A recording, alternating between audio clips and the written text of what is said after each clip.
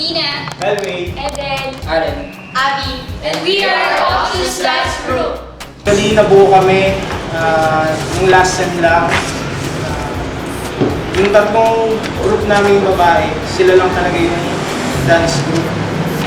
Kumbaga, sumali lang kami sa kanila. Tsaka dahil din sa Rush TV, kaya rin kami nabuo. Nag-host ng Rush TV dito sa school namin. And sinabi sa amin na kung pwede ba daw kami sumayaw. Ayun, parang impromptu ang dating na doon din namin nakuha yung pangalang Optus. Nagpa-practice kami, then tinanong kami kung ano ba daw magiging pangalan ng dance group namin. And tinanong sila, wala naman silang masuggest. Bali, ako na lang gumawa ng paraan. Ngayon, doon sa venue na pinagpa-practice namin, meron ako nakitang paper bag. Naghanap ako ng magandang word doon, tapos nakita yung Optus. Siguro, pwede na yun. Ayun, sabi, okay naman sa kanila. Kaya, doon ko nakuha yung Optus sa dance group na.